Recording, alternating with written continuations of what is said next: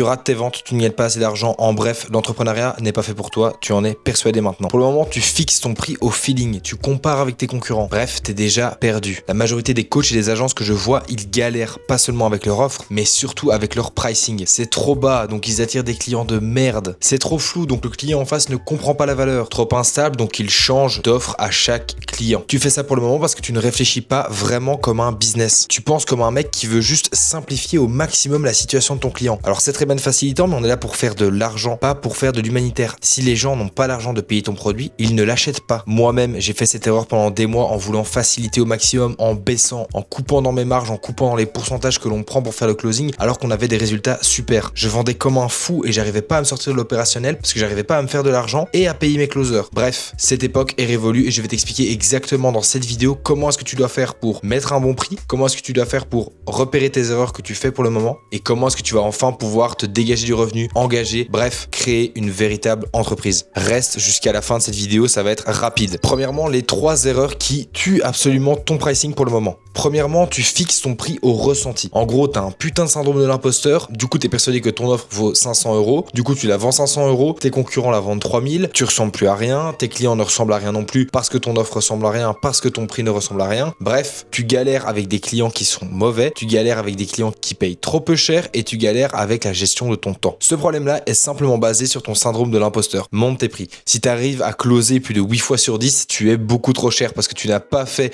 des centaines de calls de vente. Donc forcément, tu n'as pas la même expertise que quelqu'un dont c'est le métier. Donc si tu closes 8 fois sur 10, 7 fois sur 10, tu es trop peu cher. Ou alors viens sur Instagram me dire ton prix, viens m'expliquer ton produit et je te dirai si tu es trop peu cher ou si justement ton prix est bon et que tu es juste un closer incroyable. Je vais te recruter, viens dans mes DM. C'est une blague. 2, tu regardes beaucoup trop le prix de tes concurrents. Arrête de fixer ton prix comme tes concurrents. Tu n'as aucune idée de leur charge, tu n'as aucune idée de leur audience, tu n'as aucune idée du taux de closing qu'ils ont. Copier leur prix, c'est littéralement comme si tu mettais 3 balles sur 4 dans ta roulette russe et que tu commençais à cliquer au-dessus de ta tête. Ça n'a aucun sens. Prendre des décisions sans aucune information, c'est la pire chose que tu puisses faire. Certes, je t'ai dit de prendre des décisions, certes, je t'ai dit de commencer à te bouger, mais ne commence pas à faire le cow-boy à tout bout de champ. Troisièmement, ne pas intégrer tes coûts et le temps que ça te coûte. Ton contenu, c'est du moment où tu n'es pas directement payé. Je vois trop souvent des gars qui considèrent que le contenu, c'est comme si c'était du temps gratuit. En fait, ok, tu fais 2000 € par mois, mais tu travailles plus de 120 heures par semaine. Donc en gros, tu te payes des cacahuètes. Arrête de bosser autant. Si tu veux bosser autant, va au McDo, tu vas être beaucoup mieux payé. Si tu vends du coaching à 2 heures par semaine pendant 2 mois, ça va te faire plus ou moins avec préparer les calls, etc. Ça va te faire en gros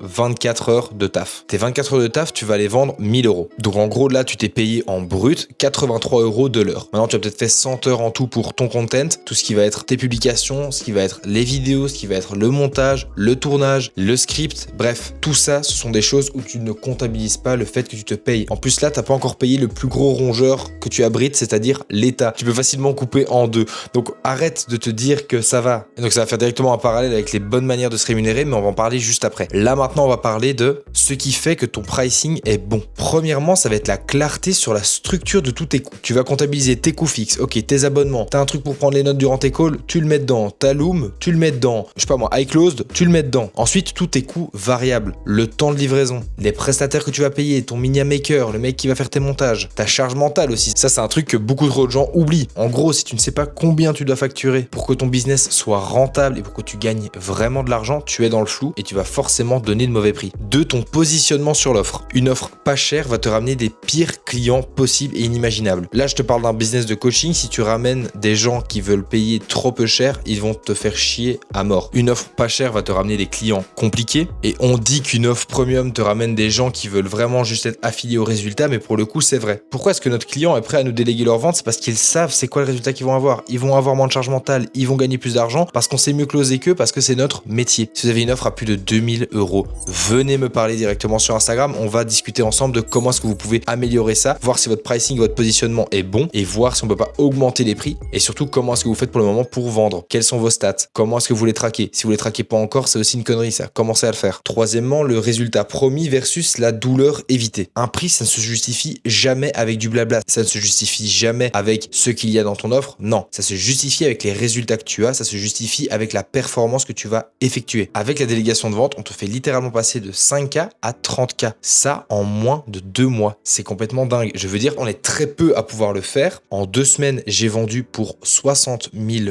€ à un de mes clients en 1 semaine et demie. En 1 semaine et demie, on lui a ramené 60K. Qui fait ça? Venez me mettre une agence de closing droit devant moi qui fait exactement ça. Pourquoi? Parce que je sais tout vendre. J'ai vendu dans les 60K des offres à 5 000 balles comme des offres à 25 000. Je n'ai aucun problème à pouvoir vendre des offres ultra étiquettes. Si votre business, c'est un business de photographe, si c'est un business de vente de franchise, venez m'en parler sur Instagram. Je peux le faire pour vous. Je vais vous faire gagner du temps et énormément d'argent. Maintenant, les 4 modèles de pricing où tu te bases peut-être dessus pour le moment. Le premier, ça va être le modèle du tarif horaire. Ça, tu dois absolument l'éviter. Pourquoi? 2 choses. Premièrement, ton client risque de te comparer à d'autres personnes. Deuxièmement, ce n'est pas scalable. Tu continues de vendre ton temps contre de l'argent. Tu ne peux pas te couper en 10, tu vas devoir recruter quelqu'un pour qu'il effectue la tâche à ta place. Et ce mec, pour qu'il devienne aussi bon que toi, ça va prendre beaucoup de temps. Donc, ce modèle-là n'est pas scalable. Peu importe le business que tu as. Troisièmement, le pricing par palier. Ça fonctionne très bien. Tu proposes plusieurs niveaux. Starter, premium, et puis après, tu mets un truc genre encore plus marketing que premium pour la fin. Et le client va choisir selon son budget. Ça fonctionne très bien pour du SEO, pour du SEA, pour des sites internet, pour tout service, ça fonctionne extrêmement bien. Personnellement, on fonctionne pas comme ça. On fonctionne avec la troisième manière qui, à mon sens, est la meilleure, le pricing à la valeur. Tu vas baser ton prix sur le résultat que tu apportes. Je sais que je peux faire gagner 50 000 € en 3 mois. Qu'est-ce que je fais? Je vais dérisquer au maximum le client en prenant le plus de risques pour moi. À partir du moment où son offre atteint un prix fixe, on vend le produit de la personne qu'on a en face de nous. La tarification est la même pour tout le monde. À part sur les produits extrêmement étiquettes, tu t'en doutes. Mais la tarification est la même pour tout le monde. À partir du moment où ton offre, elle atteint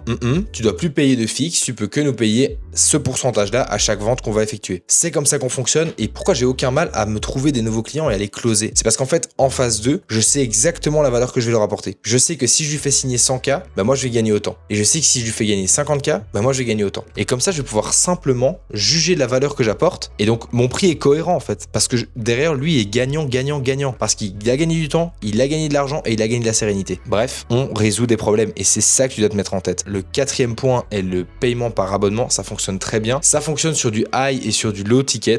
Par exemple, je pense à Skool. Il y a des schools qui sont très très high ticket. J'ai vu des schools à plus de 300, 400 balles par mois avec plus de 1000 membres et qui tournent de fou. Et donc, c'est pas mal parce que tu vas lisser le prix pour que le prix soit plus digeste pour ton client qui est en face. Mais fais attention parce que là, ce que tu dois vraiment augmenter pour vraiment gagner de l'argent, c'est la LTV. Si ça te coûte 200 € de ramener un nouveau client, mais que derrière, ce client ne signe que 1 mois, tu t'es fait 100 €. Super, génial. En attendant, tu dois aller retrouver un nouveau client pour te refaire 100 €. Donc, ce qui est important dans le modèle d'abonnement, c'est la LTV de ton client. Et j'ai fait une vidéo qui va s'afficher juste maintenant là-dessus. Donc, en gros, moi, ce que je te conseille vraiment, c'est le pricing à la valeur. Tu dois pouvoir prévoir les résultats que tu vas avoir pour ton client et ton prix doit être logique par rapport à ça. Tu sais que si tu lui fais économiser 50 000 € par an, tu peux lui en demander 10 000. Il n'y a aucun problème là-dessus. Bref, sois cohérent. On est tous des chefs d'entreprise et on veut tous travailler ensemble, mais il faut juste qu'on travaille avec des gens qui soient cohérents. 4e petit bonus, mais fais attention à ça. Ne commence pas à te donner trop d'objectifs et tout ça. En attendant, quand tu te donnes des objectifs, tu n'as toujours pas accompli une action qui va te rapprocher de ceci, ok? Mais la première étape, c'est de te dire, ok, mais combien est-ce que je veux gagner? Il y a la barre des 10 000 € par mois où tout le monde bande dessus. On va prendre ça comme exemple. 10 000 € par mois, ok. Ton offre, elle est à 2 000. Il te faut 5 clients. Tu demandes 2 000, tu leur rapportes combien? Si jamais c'est pas tangible par rapport à de l'argent, tu lui rapportes quoi? Est-ce que tu lui apportes le fait qu'il va se mieux sentir dans sa peau? Est-ce que tu lui apportes de la sérénité? Est-ce que tu lui rapportes du calme dans sa vie? Est-ce que tu lui apprends à pouvoir mieux dormir, que toutes ces nuits deviennent de véritables nuits? Est-ce que ça peut être un produit physique,